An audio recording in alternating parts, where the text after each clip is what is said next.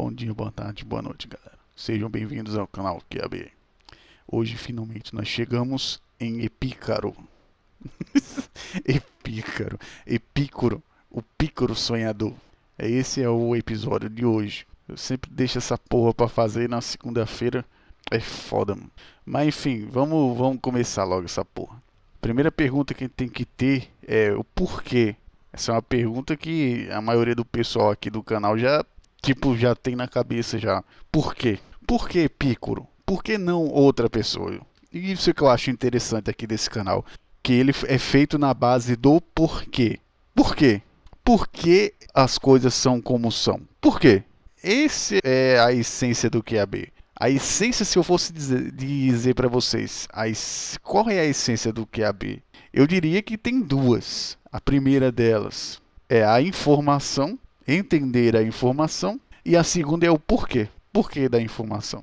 Lembra muito o negócio do TI, a tecnologia da informação, como é estudar a informação, entender a informação. Esses daqui são os conceitos basilares desse canal. Percebe-se que tem muita coisa dentro da tecnologia da informação que eu integro aqui. Então, por que Pícoro? Não poderia ser outra pessoa? Vamos entender primeiro o que estava acontecendo. É óbvio que na introdução você já tem uma noção do que estava acontecendo. A gente vai ter o cinismo forte pra cacete, um movimento sinista, muito poderoso culturalmente. A gente vai ter os eleatas já saturadíssimo, uma putaria eleática que existe até hoje. Até hoje somos levados ao eleatismo sem nem mesmo saber. Isso é um ponto muito interessante e vale um vídeo. Mais pra frente eu vou fazer um vídeo sobre a putaria do eleatismo mental que a gente vive hoje. É por isso que a gente erra muitos dos cálculos que a gente faz na nossa vida e muitas das ações, porque a gente pensa como um eleata. Aí a gente vai ter a escola de Platão e Aristóteles, uma porcaria que nem se compara com a época dos caras, os próprios donos das escolas fazendo merda pra cacete, deturpando toda a trajetória dos caras, tá uma porcaria, a escola de Platão e Aristóteles. A gente vai ter pessoas putaças com tudo, principalmente com o Estado. A gente vai ter aquela questão de não ter mais rumo em porra nenhuma e a perda da identidade das pessoas. E principalmente, más mentes voltadas à ciência ou mais voltada à praticidade do que voltada à filosofia propriamente dita.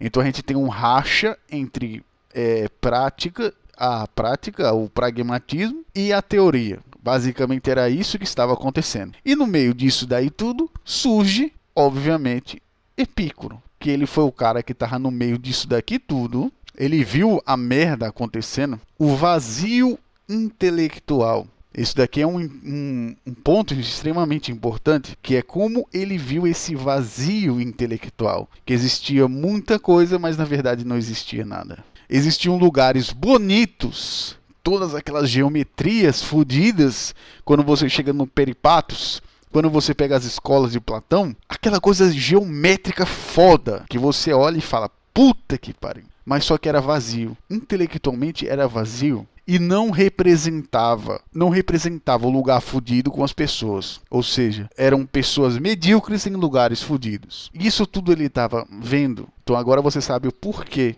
Por que surgiu um Epícoro? Estava tudo uma bosta. Existem vários exemplos da história da humanidade em que tudo vira uma bosta. Aí surgem sempre Epícoros da vida. Sempre é assim. E ele vendo tudo isso, ele teve a brilhante ideia dos jardins. Ele fez os jardins nos subúrbios da cidade lá, pensando em problemas mais pessoais e principalmente em paz. Quando você entrava no jardim dele, você pensava em cultivar a sua individualidade. Você encontrar a paz. Porque não adianta nada a complexidade fodida e você ser intelectualmente ou até mesmo espiritualmente vazio. Foi isso que Epícoro viu. A ideia de cultivar. O que seria cultivar? Cultivar não é apenas você plantar. Plantar é uma coisa, cultivar é outra. Porque você só plantar é o início. Agora a cultivação é você ver aquilo crescendo, você ajudar aquilo a crescer. Você jogar energia, suor, é você jogar energia, suor e lágrimas para brotar frutos. Essa é a ideia básica da cultivação. Mas para você ter o ambiente perfeito, é preciso você primeiro pensar em ter paz. Então está tudo ligado. A questão do ambiente que ele escolheu com algumas das suas bases. Sobre a cultivação, os jardins nos subúrbios. E isso é interessante também, porque a paz, muitas vezes, ela é perturbadora, cara. O silêncio, ele é perturbador. Tem muitas pessoas que não conseguem ficar em silêncio, porque o silêncio perturba muito mais do que qualquer barulho. E isso também é um fato de que muitas pessoas dizem que a época helenística surgiram pessoas extremamente com mais sensibilidade, com mais um toque mais sensível às coisas, às emoções, etc. Mas também tava tudo fodido, porra. Tava uma desgraça. Mas aqui um ponto muito interessante. Ele não fugia da sociedade. Não é necessário você fugir da sociedade, mas é necessário você ter o seu próprio jardim. Aí a gente tem também Epícoro como uma grande pessoa maqueteira. Isso é interessante eu falar para vocês, porque tanto Diógenes quanto Epícoro, e também vamos depois falar sobre mais outros, eles tinham a ideia de expandir através do marketing. Era o marketing helenístico, cara. Fazia cartas, chamava pessoas, principalmente pessoas lá dos peripatos, da escola de Platão, para conhecer pessoas eminentes. Então, um atacava pela cultura, o outro atacava pelo convite. Era algo mais gourmet, vamos dizer assim. Epícoro, ele chamava as pessoas para uma experiência mais gourmetizada das coisas. Aí ele as pessoas, os historiadores encontraram cartas e alguns fragmentos que fizeram a gente conseguir encaixar um pouquinho da filosofia dele, que são as máximas. Quais são as máximas do empirismo que a gente vai falar aqui? Deixa eu só ajeitar aqui. Epícoro, ele acreditava que através da inteligência podemos conhecer a realidade. Você precisa entender que Epícoro, tanto Epícoro quanto a maioria dos estoicos, eles estavam pouco se fudendo para a metafísica. Eles odiavam a metafísica. Então essa é a ideia dele, que a realidade tinha muita coisa de Platão e Aristóteles falando lá que a realidade lá do mundo das ideias, toda aquelas putaria e tal. Só que Epícoro ele ia por outro lado, que é a questão da inteligência humana. Por quê? O ser humano tem inteligência? Para que existir uma supra-realidade e existir uma inteligência? Não faz sentido. Isso é uma das coisas também que eu acredito, cara, na questão de Epícoro. Que não faz sentido você ter inteligência para existir uma realidade que você não conheça. Logo, a inteligência ela é uma ferramenta para você conhecer a realidade ou as realidades, dependendo do jeito como você vê isso. Aí outra máxima também. O homem ele pode ser feliz. Eu até vou tirar isso aqui. O homem ele pode ser feliz objetivamente. Isso é uma coisa que você vai ver muito em Epícoro.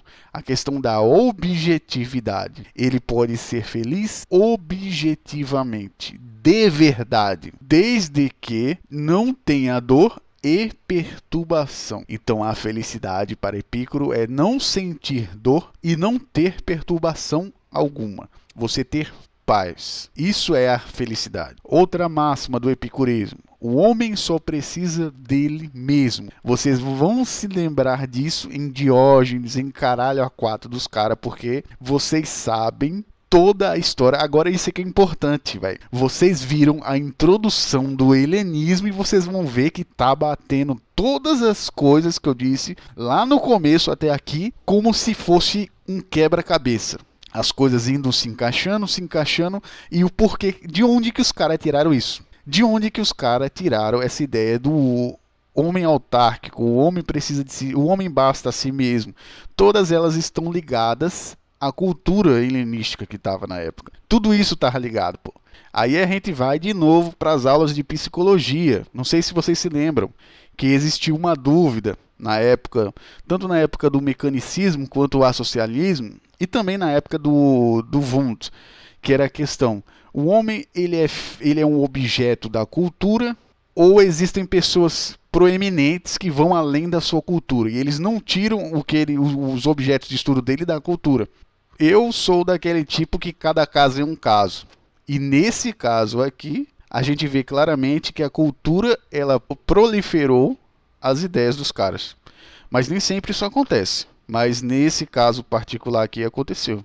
Aí nós temos a máxima das máximas, que é o homem, ele só precisa de si mesmo para ser feliz. Aí a gente tem a separação.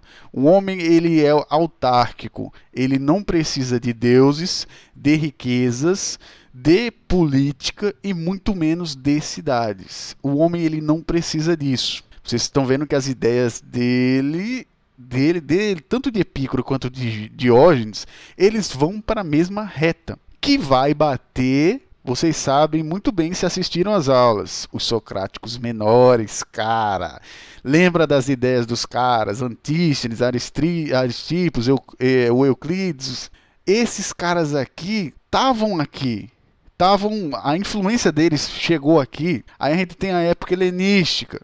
O que estava acontecendo na polis? Aqui, ó. Tudo isso daí, velho. Agora vocês estão entendendo o porquê da introdução. Por que eu fiz a introdução das coisas? Exatamente por causa disso. Agora vocês entendem o porquê. Se eu tivesse pegado o Epicuro separado e dissesse o homem autárquico, aí você ia pensar: ah, mano, o Epicuro era foda, mano. Tirou as ideias do nada. Só que ele não tirou as ideias do nada. Tem um arcabouço que estava acontecendo antes dele. Por isso que eu disse: ciências sociais são tão cumulativas quanto as ciências exatas. Tanto que é que vocês vão ver, as riqueza, Deus, a maioria dos caras lá não era tão rico, nem era rico porque perdeu muito dinheiro com as putarias que tava uma zoeira fodida, cara. Tava uma zoeira fodida. Então a gente vê tudo isso espelhado. Por exemplo, a ideia de não precisar de deuses. A gente vai ver o ateísmo ganhando muita força. Política, a gente vê as pessoas afastadas da política e tentando se afastar da cidade para ter paz, porque estava acontecendo mais guerras ainda do que... Enfim, tudo está conectado. E por hoje é só. Na próxima aula a gente vai continuar mais falando sobre Epicuro. A gente vai contar mais alguns detalhes e entrar no Triforce epicurista. A gente conhece o Triforce, eu falei para vocês sobre o Triforce socrático, que é o trino socrático. O Epicuro, ele lança o Triforce estoico, que é isso que a gente vai ver nas próximas aulas. Então até a próxima, hein, galera. Valeu.